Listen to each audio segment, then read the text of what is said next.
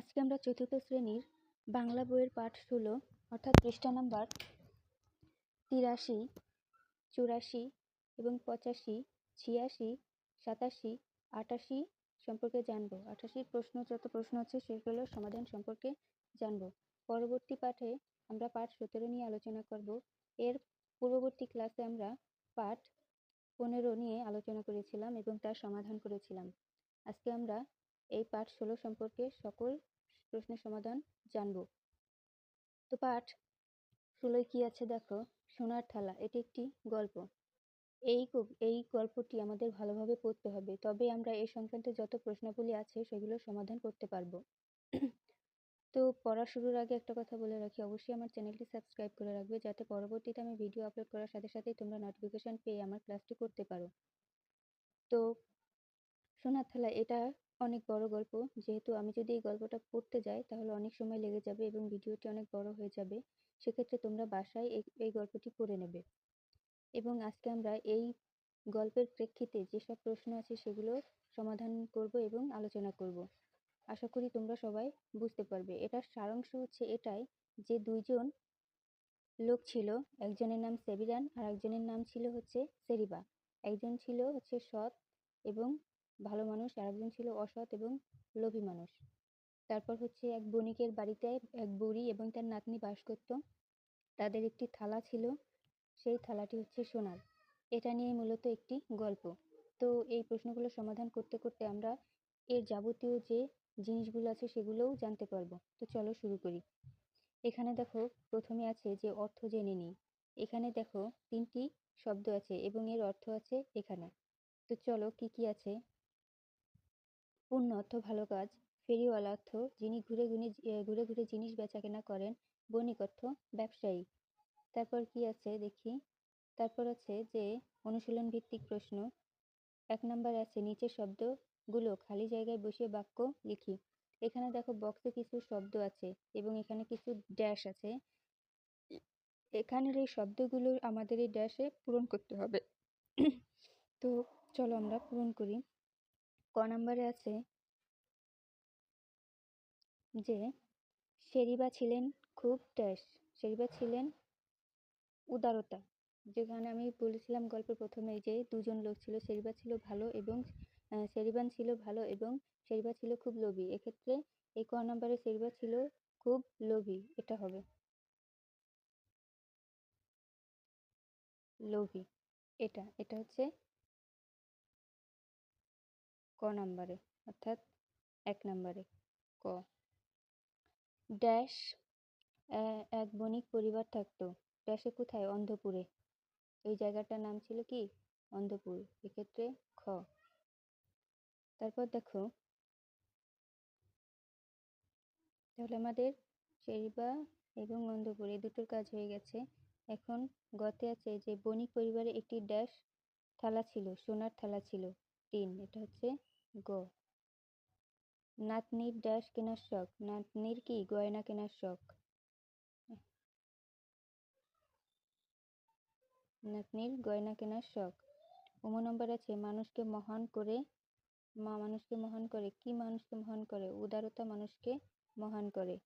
তারপর চতে আছে ড্যাশ দেখেই বুঝলেন থালাটা সোনার, সেরিবান দেখেই বুঝলেন থালাটা সোনার। তারপর দেখো 2 নং প্রশ্নের সমাধান, যে শব্দ দিয়ে বাক্য লিখি। এখানে যে শব্দগুলো আছে এগুলো দিয়ে আমাদের বাক্য গঠন করতে হবে, একটি অর্থবোধক বাক্য। তো চলো সহজভাবে আমরা এর সমাধান করি। 1 নম্বরে আছে যে ফেরিওয়ালা, ফেরিওয়ালা গ্রামে ঘুরে ঘুরে জিনিসপত্র বেচাকেনা করে, শেষ। খ নম্বরে আছে শখ, শখ আমাদেরকে বাঁচতে শেখায় এবং স্বপ্ন পূরণ করে। তারপর হচ্ছে বণিক, বণিক দিয়ে আমরা বাক্য গঠন করতে পারি যে শহরে অনেক বণিক রয়েছে, বণিক অর্থ হচ্ছে ব্যবসায়ী। তারপর হচ্ছে সংসার, সংসার সুন্দর করতে আমাদের সবার অবদান গুরুত্বপূর্ণ।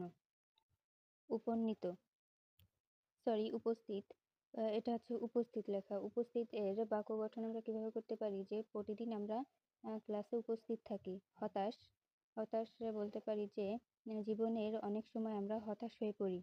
এই হচ্ছে 2 নম্বর প্রশ্নের সমাধান। এখন আমরা 3 নম্বরে দেখব। 3 নম্বরে আছে যে প্রশ্নের উত্তর বলি ও লিখি, এটা ভিডিও লাস্টে আমরা সমাধান করব। তারপর দেখো 4 নম্বরে আছে যে এক শব্দে লিখি, অর্থাৎ এক কথায় প্রকাশ যাকে বলা হয়। তো এখানে আমরা এক কথায় প্রকাশ করব। ক নম্বরে আছে যিনি ঘুরে ঘুরে জিনিস বেচাকেনা করে তাকে বলা হয় ফেরিওয়ালা। মনে রাখতে হবে, তাকে বলা হয় ফেরিওয়ালা। ব্যবসা করেন যিনি ব্যবসায়ী। যারা বাড়ির আশেপাশে বাস করে তারা হচ্ছে প্রতিবেশী। সাহস আছে যার সাহসী, যা সহ্য করা যায় না অসহ্য। তারপর দেখো 5 নম্বরে আছে যে বিপরীত শব্দ লিখি, অর্থাৎ এখানে যে শব্দগুলো আছে এগুলোর বিপরীত শব্দ আমরা এখানে লিখব। যেমন ধনী গরিব,